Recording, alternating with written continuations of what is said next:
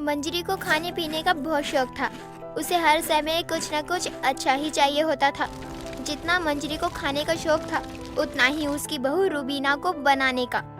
इस वजह से दोनों सास बहू में बहुत अच्छी बनती थी। एक दिन मंजरी मंदिर से आती है और अपनी बहू को आवाज लगाकर बुलाती है। बहू, कहाँ है तू? जल्दी से मेरे सामने आ, मुझे तुझसे कुछ कहना है। माँ जी, मैं रसोई में हूँ, अभी आई। ठीक है बहू, जल्दी से आ, मैं तेरा इंतजार कर रही हूँ। मंजरी इतना कहकर टीवी ऑन करके भजन लगाकर बैठ जाती है। कुछ देर बाद उसकी बहू रूबीना वहाँ आती है और बोलती है, माँ जी कहिए, आपने मुझे बुलाया था। वो क्या है ना कि मैं खाना बना रही थी, इसलिए तुरंत नहीं आ पाई। आप तो जानती है ना अपने बेटे को, अगर उन्हें टाइम से नाश्ता न मिले तो कितना गुस्सा करने लगते हैं। कोई बात नहीं बहू, मुझे पता है तू किसी काम में लगी होगी, तभी तूने मेरी बात नहीं सुनी होगी, वरना मैं तुझे बुलाऊं और तू ना आए, ऐसा तो हो ही नहीं सकता। माँ जी, अगर आप जैसी सास सबको मिल जाए ना तो किसी भी सास बहू में कभी लड़ाई न हो, ना ही घर में कभी भी कलेश हो। आप मेरी हर चीजों को कितने अच्छे से समझती हो। तू बहू मेरी सारी चीजों का ध्यान रखती है और मुझे अच्छे से समझती है, तो क्या मैं तेरी छोटी छोटी चीजों को नहीं समझ सकती? बहू, तू जब से हमारे घर में आई है तब से हमारे जीवन में खुशियाँ भर गई है। तू कितना ध्यान रखती है मेरा।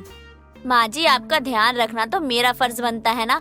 अगर मैं आपका ध्यान नहीं रखूंगी तो किसका रखूंगी? आप मेरी सासू माँ हो। अच्छा, आप ये सब छोड़िए और ये बताइए कि आपने मुझे क्यों बुलाया था?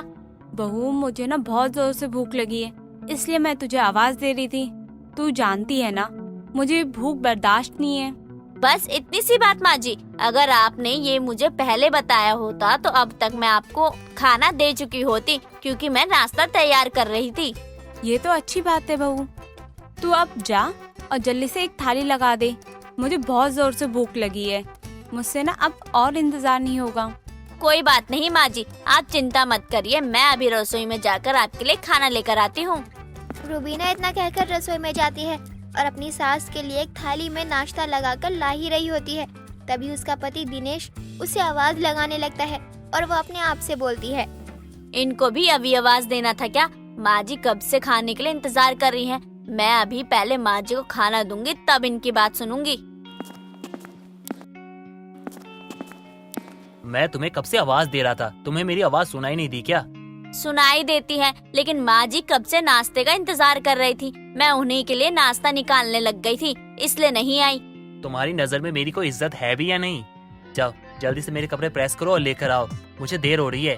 और एक बात बताओ, मैं तुम्हें कितनी बार कह चुका हूँ कि मेरे कपड़ों को प्रेस करके एक दिन पहले ही रख दिया करो, तुम्हें समझ नहीं आता क्या? जी कल थोड़ा काम में बिजी थी, इसलिए नहीं रख पाई, वरना मैं रख देती हूँ। कोई बात नहीं, आप जब तक नहा कर आएंगे मैं आपके कपड़े प्रेस कर दे दूंगी। ठीक है, थोड़ा जल्दी करना। बेटा, जब तू जानता है कि बहू इतना काम करती है तो इतना गुस्सा क्यों कर रहा है? बहू नहीं थी तो तू क्या अपने काम नहीं करता था खुद से? कपड़े अपने खुद से लेता था ना। अब बहू आ गई है तो तेरी जुबान चलने लगी है। बेटा, किसी को इतना मजबूर नहीं करते हैं कि वो तुझे सुना दे। अपनी माँ की बात सुनने के बाद दिनेश की आवाज नहीं निकलती और वो चुपचाप वहाँ से चला जाता है। दिन बीतते हैं, तभी एक दिन उसकी पड़ोसन शांति उससे मिलने के लिए उसके घर आती है और बोलती है, मंजरी, तू आज कहीं बिजी तो नहीं है? बिजी तो वो लोग होते हैं जिनके पास काम होता है, लेकिन जब से मेरी बहू आई है तब से मेरा कोई काम नहीं है, तो मैं कहाँ बिजी रहूंगी? तू बता, लेकिन तू क्यों पूछ रही है ऐसा? आज तो मैं तुझे अपने घर पे दावत देने आई हूँ, तू चलेगी ना मेरे साथ? दावत? किस चीज की दावत? क्या है तेरे घर में आज? मेरे घर में कुछ नहीं है, बस आज मेरी बहू ने दम बिरयानी बनाई है, तो सोचा तुझे भी बुला लूं, क्योंकि मुझे पता है तुझे अच्छा खाना खाने का कितना शौक है। हाँ, शौक तो बहुत है। चल फिर आज खाना तेरे घर पे खा लेते हैं। मंजरी अपनी बहू को उसके लिए खाना बनाने से मना करके शांति के साथ उसके घर चली जाती है और दोनों एक साथ बैठकर दम बिरयानी खाने लगती हैं। मंजरी को दम बिरयानी बहुत पसंद आती है और दूसरी बार फिर लेती है। तभी शांति बोलती है, लगता है तुझे मेरी बहू की दम बिरयानी बहुत पसंद आई है, तभी तो तू रुकने का नाम ही नहीं ले रही है। हाँ शांति, बात तो तू बिल्कुल सही बोल रही है कि मुझे दम बिरयानी बहुत पसंद है। मैं भी अपनी बहू से पूछूंगी कि उसे दम बिरयानी बनाना आता है या नहीं। मंजरी, तेरी बहू भी दम बिरयानी बनाना अच्छे से जानती होगी, क्योंकि उसे खाना बनाने का बहुत शौक है। मुझे उसके हाथ का खाना बहुत अच्छा लगता है और मैंने बहुत बार खाया है। हो सकता है क्योंकि मैंने उससे पूछा नहीं तो उसने मुझे बताया नहीं। मंजरी और शांति आपस में बात कर ही रही होती है। तभी मंजरी का बेटा दिनेश वहाँ आता है और बोलता है, क्या बात है माँ, अकेले अकेले दम बिरयानी खाने आ गई। अरे कम से कम एक बार मुझे भी तो पूछ लेती। तुझे किसने कहा कि मैं यहाँ पर हूँ? मैं तो सिर्फ बहू को बता के आई थी। अरे आपकी बहू ने बताया था कि आप शांति आंटी के यहाँ पे दम बिरयानी खाने आई हो। लेकिन माँ, दम बिरयानी खाने के लिए आंटी के घर आने की क्या जरूरत है? आपकी बहू को अच्छी खासी दम बिरयानी बनानी आती है, वो बना देती। कोई बात नहीं बेटा, मैंने आज तक खाई ही नहीं थी दम बिरयानी जो बहू से बोलूंगी। लेकिन अब खा लिया ना तो जरूर बोलूंगी कि बहू अपने हाथों से मिलने दम बिरयानी बना दे। वो तो मैं जानता हूँ, लेकिन अब मैं यहाँ आ गया हूँ तो बिना खाए तो नहीं जाऊँगा। मुझे भी दम बिरयानी खानी है, मैं तो खाकर जाऊँगा। हाँ हाँ बेटा, क्यों नहीं, तुम बैठो, मैं अभी तुम्हारे लिए दम बिरयानी लेकर आती हूँ। शांति रसोई में जाती है और दम बिरयानी निकाल कर लेकर आती है। और दिनेश जैसे ही दम बिरयानी का पहला निवाला अपने मुंह में डालता है, उसे पता चलता है कि उसकी माँ ने जो बिरयानी खाई है वो नॉन वेज दम बिरयानी है, ना कि वेज बिरयानी। और वो बोलता है, माँ, आपने ये दम बिरयानी खाई है? आपको पता भी है ये कौन सी वाली है? क्या बोल रहा है बेटा? मैंने बोला ना, मैंने यही दम बिरयानी खाई है। माँ, ये नॉन वेज है, आपका धर्म तो गया। टाटा बाय बाय हो गया अब उसका।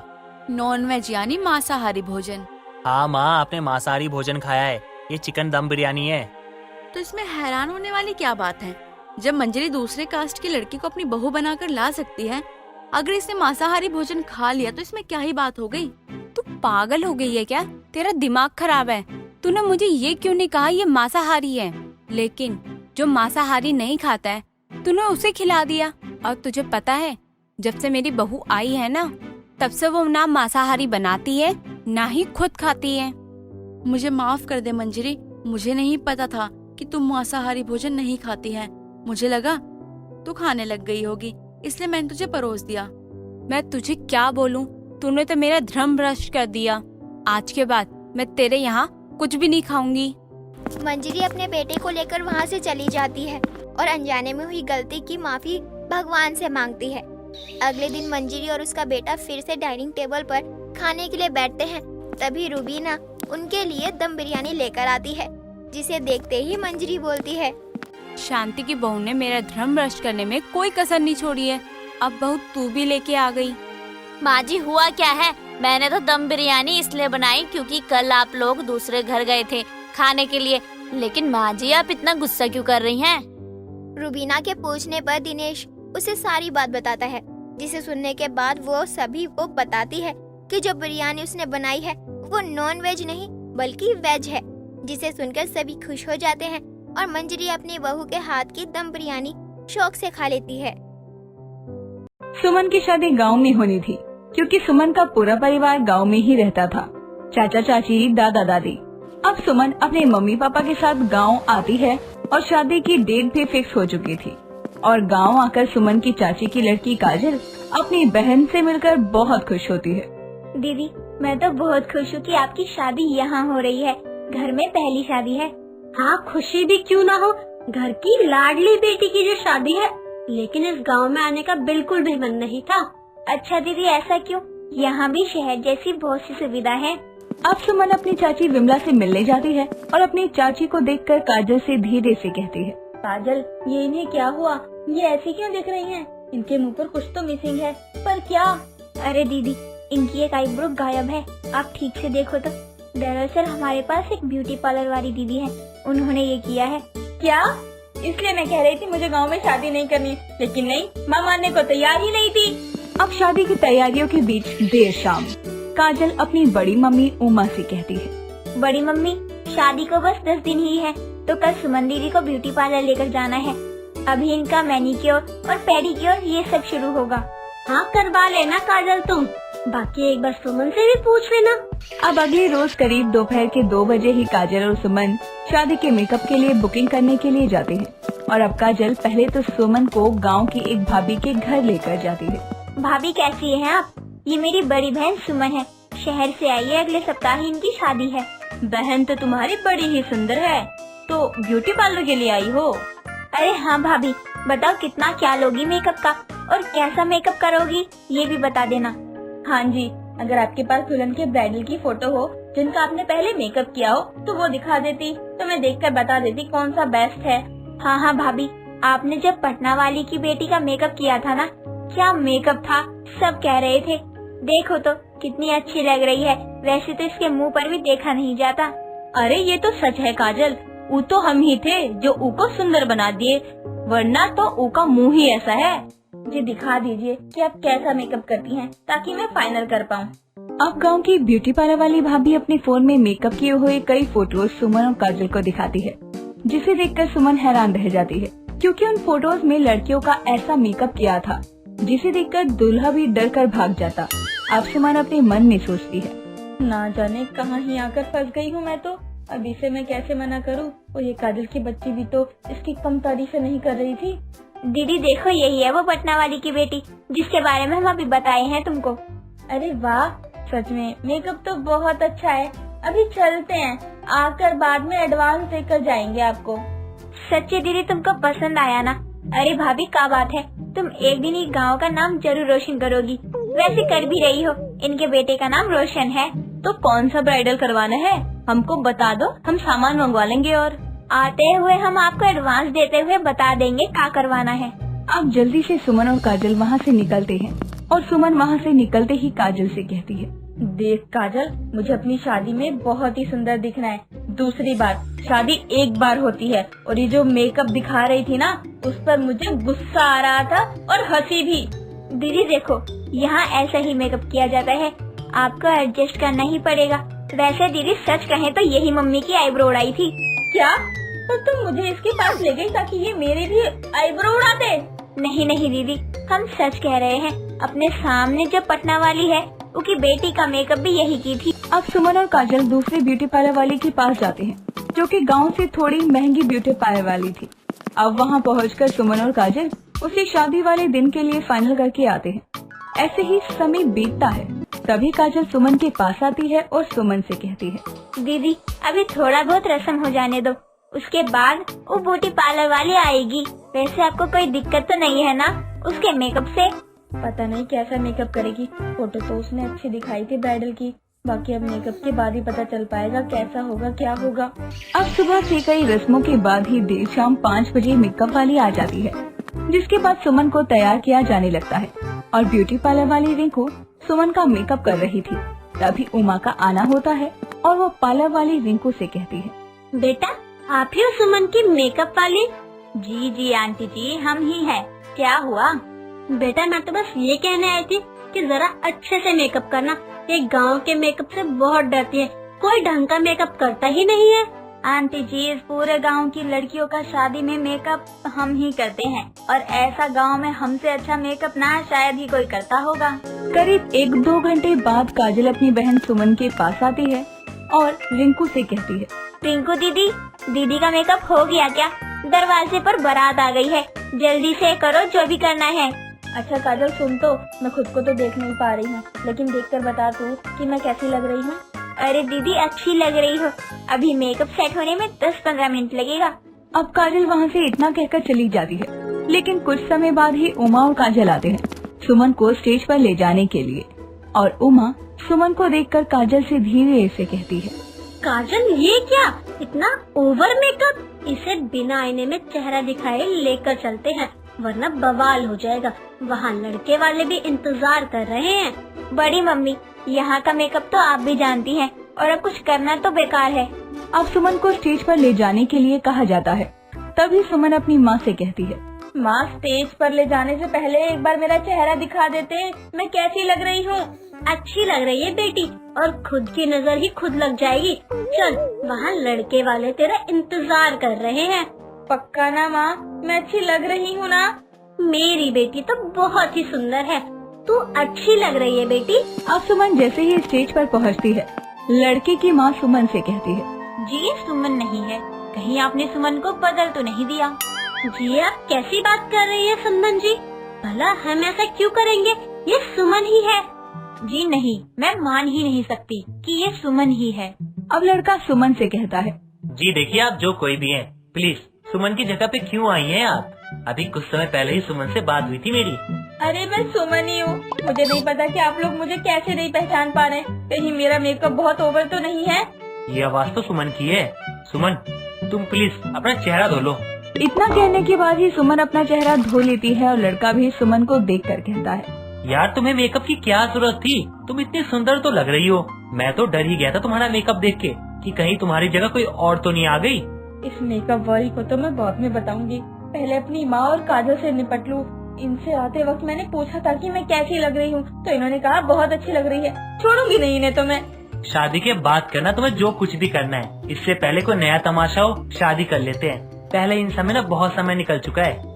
इतना सब हो जाने के बाद सुमन का चेहरा धुलने के बाद सुमन की शादी होती है और इधर ये सब तमाशा देखकर रिंकू तो पैसे लिए बिना ही वहाँ से निकल जाती है, लेकिन शादी हो जाती है। अब अगले दिन उमा रिंकू के ब्यूटी पार्लर पर जाती है और अपनी देवरानी विमला के साथ जाकर वहाँ जाकर कहती है, अरे ओ रिंकू, कहाँ है? बाहर निकल। मेरी बेटी का कैसा मेकअप किया है, उसके चेहरे पर दाने निकल आए हैं। आंटी जी देखिए, उसका मैंने पैसा भी नहीं लिया है। मैं तेरे दुकान को चलने नहीं दूंगी, पुलिस बुलवाऊंगी। आंटी मैंने पहली बार मेकअप नहीं किया है जो आप ऐसा कह रही हैं। अब विमला और रिंकू में बहुत बहस होती है। हालांकि अब तो जो होना था हो ही गया था, लेकिन उमा और विमला अब अपने मन की भड़ास उस पार्लर वाली रिंकू पर निकालने गए थे। सरिता एक बड़े से गांव में रहती थी। सरिता बहुत अमीर थी, इसलिए वो बहुत बड़ी कोठी में अपनी बड़ी बहू रुचि के साथ रहती थी।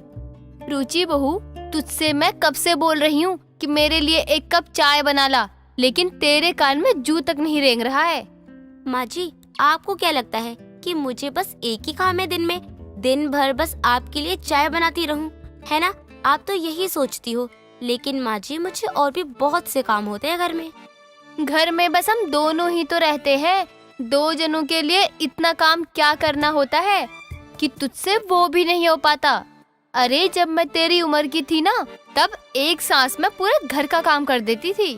तो किसने बोला था माँ जी आपको कि अपनी उम्र बढ़ाओ?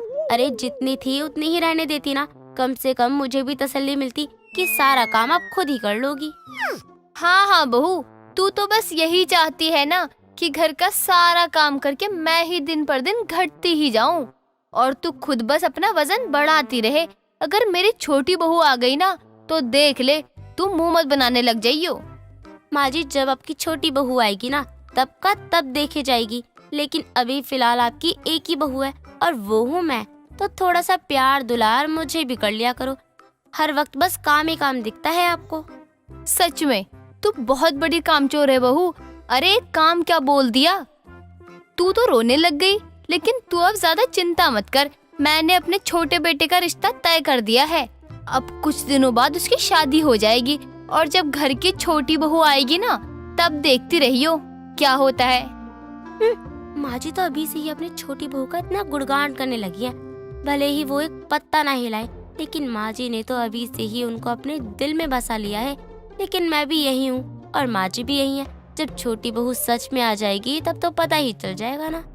सरिता अपनी बड़ी बहू को हर छोटी छोटी बातों के लिए हर वक्त बस सुनाती ही रहती थी और वहीं रुचि भी अपनी सास को खूब जवाब देती थी। ऐसे ही कई दिनों तक चलता रहता है। कुछ दिनों बाद सरिता अपने छोटे बेटे की शादी करवा देती है और शादी के बाद सरिता की छोटी बहू ज्योति भी घर में आ जाती है। देख ज्योति बहू, मैं समझ रही हूँ नए घर में ढलने में थोड़ा समय लगता है, लेकिन हम लोग तेरे अपने ही हैं, इसीलिए तू कभी भी खुद को लेकर अकेला महसूस मत करियो। जो कोई भी बात हो सीधा आकर कर लियो। अरे वाह माँ जी, छोटी बहू के घर में आते ही आपके तो पूरे के पूरे तेवर बदल गए। वैसे तो आप बड़ी सख्त मिजाज की बनती हो, लेकिन यहाँ तो आप बड़े ही प्यार से बात कर रही हो। और रुचि, तू जाकर ज्योति बहू को कमरे में लेकर जा। वो भी थक गई होगी ना काफी ज्यादा, थोड़ा आराम कर लेगी, इसके लिए भी अच्छा होगा। जी माँ जी, लेकर जा रही हूँ। वैसे भी कल तो ज्योति की पहली रसोई की रस्म है, तो वैसे भी पता नहीं कितने काम होंगे ना घर में। रुचि इतना कहकर ज्योति को उसके कमरे में लेकर जाती है और ज्योति भी अपने कमरे में जाकर आराम कर लेती है। अगले दिन ज्योति उठती है कि तभी वहाँ रुचि आ जाती है।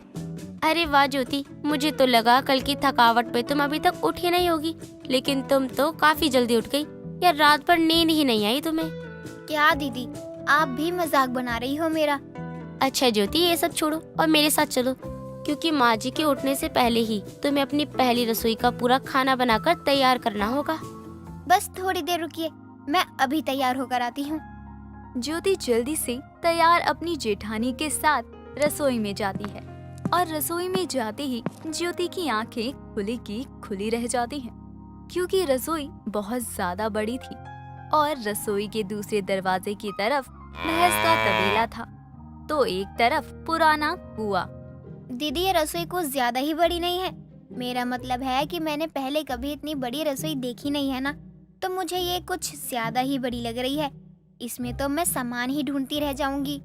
हाँ थोड़ी सी तो बड़ी है। देखो मैं तुम्हें सब समझा देती हूँ। ये हमारी रसोई है और हम लोग खाना चूल्हे पर बनाते हैं। चाय बनाने के लिए पहले तुम्हें भैंस का दूध निकालना होगा और पानी तुम्हें कुएं से मिलेगा। अच्छा, और जब तक मैं कुएं से पानी और भैंस का दूध निकाल आऊंगी तब तक तो माँ जी उठ भी जाएंगी। सामान भी बहुत दूर दूर रखा है, एक सामान लाने के लिए मुझे इतनी दूर जाना पड़ता है। अरे ज्योति, तुम अभी से इतना क्यों घबरा रही हो? धीरे धीरे तुम्हें आदत लग जाएगी। और वैसे भी अब तो रसोई छोटी है, पहले इससे भी ज्यादा बड़ी थी और सामान लेने के लिए तो इधर उधर करना ही होगा। पहले इससे भी ज्यादा बड़ी थी? मतलब घर से बाहर ही जाना पड़ता होगा आपको सामान लेने के लिए तो। ज्योति तो इतनी बड़ी रसोई देखकर ही चौंक जाती है, लेकिन अब उसकी शादी हो चुकी थी तो ज्योति को भी इतनी बड़ी रसोई की आदत तो डालनी ही पड़ती है। इसलिए ज्योति धीरे धीरे ही सही लेकिन बड़ी रसोई की आदत डाल रही होती है। दिन भर रसोई में ही इधर उधर करते करते ज्योति बहुत थक जाती है। ये सब देखकर ज्योति की सास को बहुत गुस्सा आता है। ज्योति बहू, मैं देख रही हूँ आजकल तू काम में बहुत ज्यादा ही काम चोरी करने लग गई है। रसोई में खाना बना लेती है और बस पूरे दिन एक काम को नहीं छूती है। माँ जी, मैं अब क्या करूँ? रसोई का ही इतना ज्यादा काम हो जाता है कि शरीर में हिम्मत ही नहीं बचती कि कुछ और काम करूँ। हाँ हाँ, बस काम न करने के बहाने चाहिए होते हैं। क्या माँ जी, ज्योति कोशिश तो कर रही है ना, धीरे धीरे कर लेगी वो। अगर आप ऐसे उस पर भी चिल्लाती रहोगी तो सोचो ना ज्योति को कितना बुरा लगेगा। तू तो चुप ही कर जा, तेरा ही किया हुआ है ये सब। जैसी तू खुद थी वैसे ही तूने मेरी छोटी बहू को भी बना दिया है, बिल्कुल अपनी तरह कामचोर, जिसका काम करने का बिल्कुल भी मन नहीं है। सरिता पहले तो अपनी बड़ी बहू को सुनाती ही थी, लेकिन जब से सरिता की छोटी बहू घर में शादी करके आई थी तब से तो सरिता जैसे अपनी छोटी बहू के पीछे हाथ धोकर पड़ गई। हर छोटी बात में उसे टोकने लगती। ये सब बिल्कुल भी ज्योति को पसंद नहीं आ रहा था। कुछ दिनों बाद ज्योति रसोई में खाना बनाने जाती है और चूल्हा जलाकर उस पर पतीला चढ़ा देती है। मैंने अभी पतीला चढ़ाया है, अब जाकर पहले सब्जी काट लूं, तब तक इसमें चावल भी बन जाएंगे। एक तरफ चावल बन रहे होते हैं और दूसरी तरफ बैठकर ज्योति सब्जी काट रही होती है। तभी चूल्हे से रसोई वाले कपड़े में आग लग जाती है और इस बारे में ज्योति को बिल्कुल भी पता नहीं चलता। जब सरिता रसोई में आती है और लगी हुई आग देखती है तो वो जल्दी से कुएं से बाल्टी भरकर पानी लाती है और उस आग पर डाल देती है। बहू, तेरा ध्यान कहाँ है? तू रसोई में होते हुए भी देख नहीं पा रही है क्या कि आग लगी हुई है? माँ जी, पता नहीं कैसे आग लग गई, मैंने देखा नहीं। वही तो दिक्कत है, तू देखती ही तो नहीं है। बड़े घर में आ गई है, बड़ी रसोई मिल गई तुझे, लेकिन तू अब भी वही है जिसे सोने का कटोरा देने के बाद भी पत्तल में ही खाना है। माँ जी, आप इतना गुस्सा क्यों कर रही हो? सच में मुझे बिल्कुल भी नहीं पता चला कि आग कब लग गई। अगर मुझे पता होता कि आग लगी है तो मैं खुद यहाँ आकर आग बुझा देती। तू अब खुद को सही और मुझे गलत बना रही है। रुक जा तू, तुझे तो मैं बताती हूँ। सरिता ज्योति को जोर से थप्पड़ मारती है और जैसे ही उसके बाल पकड़ती है कि तभी वहाँ सरिता का छोटा बेटा संजय आ जाता है और ये सब देख लेता है। माँ, ये सब क्या हो रहा है? मेरे घर में ना होने पर मेरी पत्नी को मारती हो आप? और ज्योति, तुमने ये सब मुझे पहले क्यों नहीं बताया? वो इतनी बड़ी रसोई में काम नहीं हो पा रहा था मुझसे, तो बस माँ जी इस बात पर ही रोज गुस्सा करती हैं। ज्योति की सारी बातें सुनने के बाद संजय ज्योति के हिसाब से ही एक नई रसोई बनवा देता है, जिसमें ज्योति आराम से खाना बनाती है। गायत्री की एक नहीं बल्कि 2 बहुएं थी, लेकिन फिर भी उसे अपने घर में सुकून और शांति नहीं थी, क्योंकि उसकी दोनों बहुओं का एक ही नाम था। एक दिन वो अपनी बड़ी बहू राधा को आवाज देती है, तो उसकी छोटी बहू वहाँ आ जाती है और बोलती है, जी माँ जी कहिए, आपने मुझे बुलाया? मैंने कब तुझे बुलाया? मैंने तो बड़ी बहू को बुलाया था। माँ जी अभी आपने ही तो कहा राधा बहू इधर आ। जब मैं आ गई हूँ तो आप बोल रही हो कि मैंने आवाज नहीं दी। ये बात तो गलत है ना माँ जी। छोटी बहू शायद तो भूल गई है कि तेरा और तेरी जेठानी का नाम एक ही है। मैंने बड़ी बहू को बुलाया था। अरे हाँ माँ जी, मैं तो भूल ही गई थी। जेठानी जी का भी नाम यही है जो मेरा है।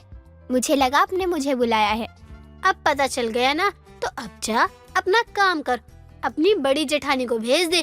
जी माँ जी जाती हूँ और अभी जेठानी जी को भेजती हूँ आपके पास।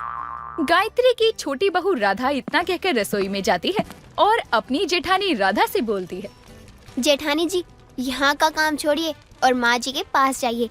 वो आपको कब से बुला रही हैं। हाय राम, मुझे तो सुनाई ही नहीं दिया। अब तो माँ जी मेरी जान ही ले लेंगी।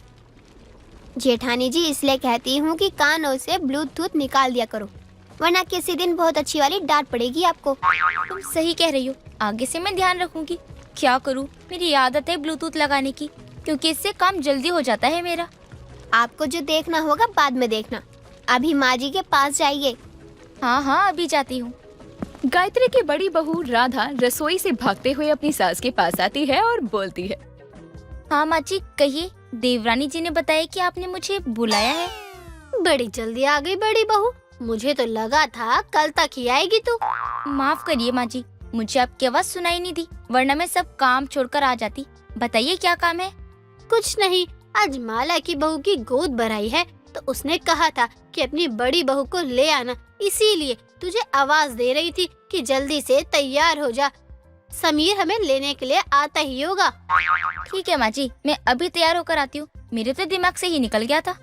तब तो तूने उसकी बहू के लिए कोई तोहफा भी नहीं लिया होगा। नहीं माँ जी, जब मुझे जाना ही नहीं याद था तो तोहफा कहाँ से लेकर आती मैं। इस घर में 2 बहुएं हैं, लेकिन फिर भी हर चीज मुझे ही याद रखनी पड़ती है। पता नहीं आगे क्या होगा। माँ जी 1 मिनट, अभी ले आती हूँ, उसके बाद जाकर तैयार हो जाएंगे। नहीं नहीं बहू, तुम मुझ पर इतना बड़ा एहसान मत कर, वरना आज की डेट में हम जा ही नहीं पाएंगे। तू जाकर तैयार हो जा, मैं समीर को बोल दूंगी, वो आते हुए कुछ पैक करवा लाएगा। माँ जी आप कितना दिमाग लगा लेती हैं तुरंत ही, ये सही रहेगा। मैं जाती हूँ और तैयार हो जाती हूँ।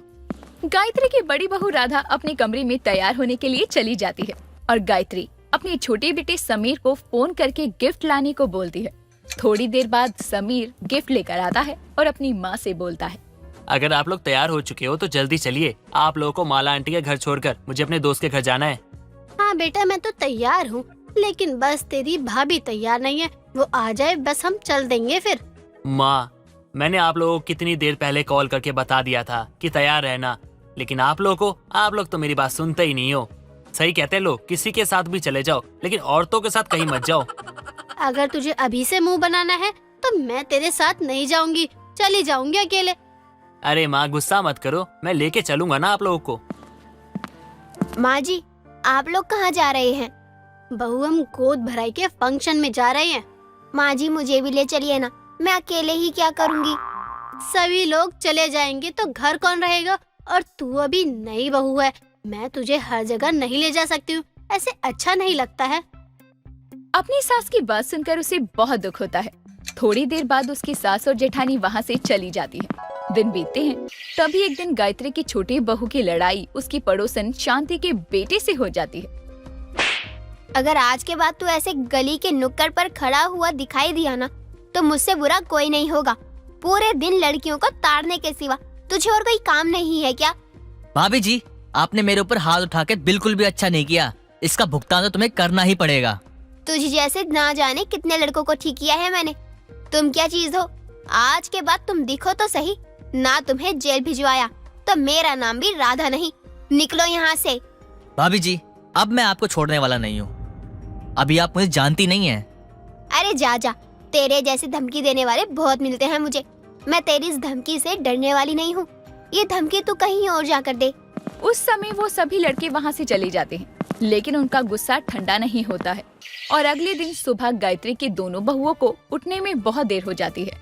तभी उसकी बड़ी बहू अपनी देवरानी से बोलती है, देवरानी जी, अगर आज तुम रसोई का काम अकेले देख लो तो मैं मंदिर होकर आती हूँ। तुम आज मंदिर नहीं जाओगी ना तो तुम्हारा चल भी जाएगा, लेकिन मेरा नहीं चलेगा क्योंकि आज मेरा व्रत है। ठीक है जेठानी जी, कोई बात नहीं, आप चली जाओ, मैं यहाँ सब देख लूंगी। आप घर की या रसोई की चिंता मत करो। मैंने पिछले जन्म में जरूर कोई अच्छे कर्म किए होंगे, तभी मुझे इस जन्म में बहन जैसी देवरानी मिली है। मैं बस यूं गई और यूं आई, ज्यादा देर नहीं लगाऊंगी। बड़ी बहू इतना कहकर बड़ा सा घूंघट लेकर मंदिर के लिए निकल जाती है। उसके घर से निकलते ही शांति का बेटा और उसके दोस्त उसका पीछा करने लगते हैं और सुनसान रास्ता देखकर उसके पास जाते हैं। तभी शांति का बेटा उससे बोलता है, आपका नाम राधा है ना? आप गायत्री आंटी की बहू है ना? हाँ, मैं राधा हूँ और मैं गायत्री जी की बहू हूँ, लेकिन आप लोग मुझे कैसे जानते हो? अभी बताता हूँ। सभी लड़के उसका मुंह पकड़कर उसे उठा ले जाते हैं और बिना चेहरा देखे ही उसे रस्सी से बांधकर अपने अपने घर चले जाते हैं। भाभी उस दिन बहुत उछल रही थी ना, अब जब अपने घर वालों से दूर रहेंगी कुछ दिन तब पता चलेगा। बहुत देर हो जाने पर, अपनी जेठानी के घर ना लौटने पर वो बहुत परेशान हो जाती है। तभी उसकी सास गायत्री उसे आवाज देती है। वो भागते हुए अपनी सास के पास आती है। गायत्री अपनी छोटी बहू का चेहरा देखकर बोलती है, तुझे क्या हुआ? तेरे चेहरे पर 12 क्यों बजे हैं? लड़ाई हुई क्या तुम दोनों देवरानी जेठानी में? माँ जी, लड़ाई तो जब होगी जब जेठानी जी ही घर होंगी। बड़ी बहू घर पर नहीं है तो कहाँ गई? तुम दोनों ने मिलकर मेरा जीना हराम कर रखा है और कुछ नहीं। माँ जी गुस्सा मत करिए, आज जेठानी जी का व्रत था इसलिए वो मंदिर गई थी, लेकिन शाम होने को आई है, अभी तक वो आई नहीं है। मुझे तो चिंता हो रही है। वो सुबह से घर पर नहीं है, मुझे अब पता चल रहा है। तुम दोनों में से किसी ने मुझे बताना भी जरूरी नहीं समझा। माँ जी गुस्सा मत करो, पहले जेठानी जी को ढूंढो। तू सही कह रही है बहू, इस टाइम समीर भी घर पर नहीं है, अकेले मैं क्या करूँगी। एक काम करते हैं, मंदिर चलते हैं, वहीं चलकर कुछ पता चलेगा। आप सही कह रही हैं माँ जी। गायत्री अपनी छोटी बहू को लेकर अपनी बड़ी बहू को ढूंढने के लिए निकल जाती है, लेकिन उसका कोई पता नहीं चलता। तभी घर वापस आते हुए वो दोनों शांति के बेटे को किसी से बात करते हुए सुन लेते हैं। उसका मुंह ठीक से बांध कर रखो, वरना अगर चिल्ला दिया तो हमें बहुत मार पड़ेगी। मुझे उसे इतना ही परेशान करना है जितना उसने मुझे किया था। सबके सामने थप्पड़ मारा था ना उसने मुझे, अब पता चलेगा कि उसने किसे थप्पड़ मारा था। आप यहाँ? तो हमने किसे उठा लिया? वो मेरी जेठानी है, हम दोनों का नाम एक जैसा है, इसलिए तुझसे ये गलती हुई होगी। अब मैं तुझे नहीं छोड़ूंगी। वो सभी लड़कों को जेल भिजवा देती है और अपनी जेठानी को छुड़वा लेती है, लेकिन उस दिन के बाद से दोनों अपना नाम ही बदल लेती हैं, जिससे गायत्री को भी खूब सुकून मिलता है और उनके घर का माहौल भी शांत हो जाता है। राधिका रसोई में बर्तन धो रही होती है। तभी उसकी ननद पूनम आती है और अपनी भाभी को बर्तन धोते हुए देखकर पूनम कहती है, भाभी, आप एक बहुत ही बड़े और अमीर घर की बहू हो। ऐसे अच्छा लगता है कि आप हाथ से बर्तन धो रही हो। घर में डिश वॉशर भी तो है ना, फिर आप ये हरकत क्यों कर रही हो? ननद जी, बुरा मत मानना, लेकिन जब मैं हाथ से बर्तन धोने में अभी समर्थ हूँ तो किसी और की क्या ही मदद लेनी अभी। और वैसे भी मुझे थोड़ी ना कोई दूसरा काम करना है। आप भी तो अमीर घर से ही है ना, तो ये चिंदी वाली हरकत क्यों नहीं छोड़ देती आप? आपको ऐसे बर्तन धोते हुए किसी बाहर वाले ने देख लिया ना तो हमारी इज्जत का क्या होगा? कभी सोचा है आपने? ननद जी, काम करने से हमेशा ही इज्जत बढ़ती है। काम करने से हमारा शरीर भी सही रहता है। आपसे तो बात ही करना बेकार है। हाथ में सोने का कटोरा भी दे दो ना तो भी आपको पत्तल में ही खाना अच्छा लगेगा। गरीब गरीबी से ही प्यार करता है। वैसे ही आपका हाल भी हो रखा है। समय का पहिया कब किस तरह घूम जाए ये किसी को नहीं पता होता है, इसलिए हमें किसी भी चीज में कोई कमी नहीं निकालनी चाहिए, बल्कि सबको स्वीकार करना सीखना चाहिए। पता नहीं कैसी भाभी मिली है मुझे। अरे ये सब छोटे मोटे काम हम जैसे अमीर लोगों के लिए थोड़ी बने हैं। हमारा तो काम ही होता है आराम करना। पूनम एक अमीर और बिगड़ी हुई लड़की थी, इसीलिए उसे गरीबी जरा भी पसंद नहीं थी। यहाँ तक कि उसे अपनी भाभी की कई चीजें भी पसंद नहीं आती थी, इसीलिए वो आए दिन अपनी भाभी को टोकती रहती। कुछ दिनों बाद पूनम और राधिका आराम से सोफे पर बैठकर टीवी देख रहे थे। तभी पूनम का बड़ा भाई यश आता है और उन दोनों को बताते हुए यश कहता है, पूनम, तुम्हें पापा के दोस्त सतीश अंकल के बारे में तो याद है ना? हाँ हाँ, मुझे बिल्कुल और अच्छे से याद है। पापा और सतीश अंकल बहुत अच्छे दोस्त थे। यहाँ तक कि सतीश अंकल हमें भी अपने बच्चों की तरह ही मानते थे। हाँ, आज मुझे सतीश अंकल मिले तो उनसे काफी सारी बातें हुई मेरी। अच्छा, फिर तो अंकल ने मेरे बारे में भी पूछा होगा। अंकल मुझे अपने बेटे से ज्यादा मानते थे। पूनम, पापा ने मुझसे मरते वक्त एक वादा लिया था। सतीश अंकल से मिलने से पहले मैंने उस वादे पर ज्यादा गौर नहीं दिया, लेकिन आज अंकल ने भी उसी वादे का जिक्र किया। भैया, आप किस वादे की बात कर रहे हो? मुझे तो पता नहीं कि पापा ने कोई वादा भी किया था जो कि सतीश अंकल को भी पता था, लेकिन मुझे नहीं पता उस वादे के बारे में। पापा और सतीश अंकल बचपन के दोस्त हैं और पापा सतीश अंकल के बीच में ये बात भी हो रखी है कि पूनम और सतीश अंकल का बेटा अर्जुन, उन दोनों की शादी करवानी है। भैया, आप ये क्या बात कर रहे हो? अरे पापा ने आपको वादा किया था ना, तो आप जानो कि उस वादे का क्या करना है। मैं तो बिल्कुल भी उस अर्जुन से शादी नहीं करने वाली हूँ। नन्ना जी, आप ये क्या बातें कर रही हो? अरे कम से कम एक बार अपने भैया की पूरी बात तो सुन लो। वो बड़े हैं, वो तुम्हारे लिए क्या सही है और क्या गलत है ये सब अच्छे से जानते हैं। भाभी, आपको इन सब में कुछ भी बोलने की जरूरत नहीं है। मैं सतीश अंकल को जानती हूँ, वो बहुत अच्छे हैं और वो ही एक पहले इंसान हैं जिनसे उनके गरीब होने पर मुझे कोई दिक्कत नहीं है। लेकिन इसका मतलब ये नहीं कि मैं उनके बेटे से शादी कर लूं। पापा तो चले गए, लेकिन उनके इस बिना सर पैर के वादे को मैं पूरा नहीं करूंगी। बस पूनम, अब तक मैं सोच रहा था कि ये सब तुझे कैसे समझाऊं, लेकिन तेरी बदतमीजी देखकर यही लग रहा है कि पापा ने जाते जाते बहुत सही फैसला लिया है। मैं उनकी बात से सहमत हूँ। आपके सहमत होने या ना होने से क्या होता है? शादी तो मुझे करनी है ना, और मेरी सहमति आपको कभी नहीं मिलने वाली। आप ये बात भूल ही जाओ कि मैं कभी शादी के लिए हाँ भी करूँगी। ठीक है, ये तेरा फैसला है और हम लोग फैसले के बीच कुछ नहीं बोल रहे। लेकिन पूनम, मेरी भी एक बात सुन ले। ये घर पापा का बनाया हुआ है और पापा का ही सब कुछ है। अगर तू पापा की बात का सम्मान नहीं रख सकती तो तुझे यहाँ भी रहने का कोई हक नहीं है। पापा ने ये सब मेरे नाम किया है। अब तू आगे सोच ले क्या करना है।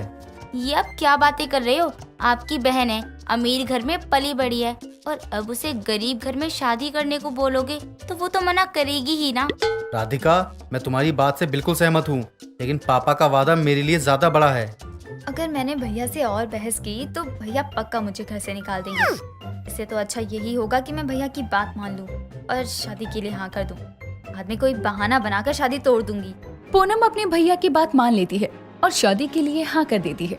कुछ ही दिनों बाद पूनम की शादी अर्जुन नाम के लड़के से हो जाती है। शादी के अगले ही दिन जब सुबह सुबह पूनम नहाने के लिए जाती है बाथरूम में, तब वो देखती है कि नल में पानी ही नहीं आ रहा। इसीलिए पूनम अपनी सास शकुंतला को बुलाती है। माँ जी, मैं नहाने गई थी, लेकिन बाथरूम में तो पानी ही नहीं आ रहा। अरे बहू, वो मैं तुझे बताना भूल गई थी। पानी सुबह ही आया था। मैंने नीले वाले डब्बे में पानी भर कर रखा है। तू एक काम कर, उसमें से ही पानी ले ले और नहा ले। माँ जी, लेकिन वो नीला वाला डब्बा तो खुला है ना, उसमें धूल मिट्टी गई होगी कितनी। बहू तो क्या हुआ, कौन सा तुझे पता चलना है? जाकर नहा ले। शकुंतला की बात सुनकर पूनम को बहुत गुस्सा आता है और वो अपने कमरे में गुस्सा होकर बैठ जाती है। पूनम काफी गुस्से में थी। तभी वहाँ पूनम का पति अर्जुन आता है और वो पूनम को गुस्से में देखता है। क्या हुआ पूनम, तुम गुस्से में क्यों लग रही हो? कोई बात है क्या? गुस्सा ना करूँ तो क्या करूँ मैं?